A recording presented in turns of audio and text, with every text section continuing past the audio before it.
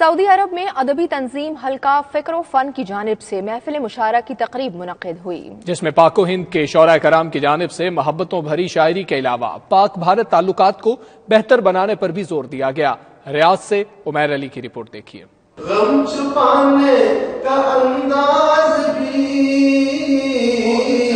کس قدر دل نشین ہے تیرا،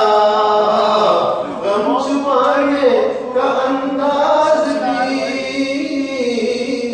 سعودی دارالحکومت ریاض میں معروف شاعر جاوید اختر جاوید کو خراج تحسین پیش کرنے کے لیے ادبی تنظیم حلقہ فکر و فن کی جانب سے مشاعرے کی محفل سجی۔ محفل مشاعرہ میں یوسف علی یوسف، منصور چودھری اور دیگر شعراء نے کلام پیش کیا، جبکہ مشاعرے کے صدر محمود احمد باجوہ اور مختوم امین تاجر کی جانب سے حلقہ فکر و فن کے سینئر ممبر جاوید اختر جاوید کو شاندار الفاظ میں خراج تحسین پیش کیا اور کہا کہ جاوید اختر جاوید نے سعودی عرب میں رہ کر ادب کی بے پناہ خدمت کی اور ادب کو فروغ دینے میں اہم کردار ادا کیا۔ مشاعرے کے اختتام پر پاک بھارت کشیدگی پر پاکستان اور بھارت کے شرکاء کا کہنا تھا کہ دونوں ملکوں کو سیاست سے بالاتر ہو کر ایک دوسرے کی اہمیت کو سمجھتے ہوئے دوستی کی جانب بڑھنا چاہیے۔ شاعر جو ہوتا ہے اس کا ہاتھ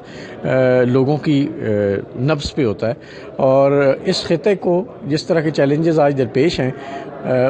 اس میں میرا خیال اب ہمیں وہ کردار ادا کرنا چاہیے کہ اپنے لوگوں، اپنے بچوں، اپنی اگلی نسل کے لیے دونوں ملکوں کو سنجیدگی سے سوچنا چاہیے کہ اس دیوار کو جو ہمارے بیچ میں نفرت کی دیوار ہے اس کو گرایا جائے۔ شاعر نے اپنا پیغام آج کی محفل میں بھی دے دیا اور جاوید اختر جاوید کے حوالے سے بھی دے دیا۔ اب فرض بنتا ہے اہل اختیار کا، سیاستدانوں کا، کہ وہ مل بیٹھیں اور اس مسئلے کا کوئی حل تلاش کریں تاکہ پاکستان، انڈیا اور خاص طور پہ کشمیری اپنی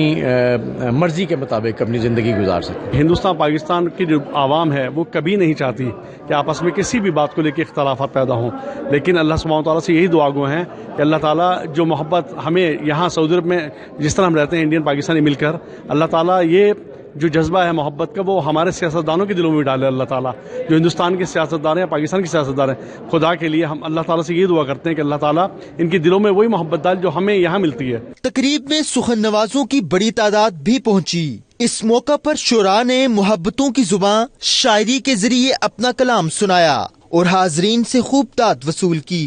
ستارے بادلوں سے دیکھتے ہیں اور بھنور میں پھنس گئے ہیں ناخدا، بھنور میں پھنس گئے ہیں ناخدا، کنارے حسرتوں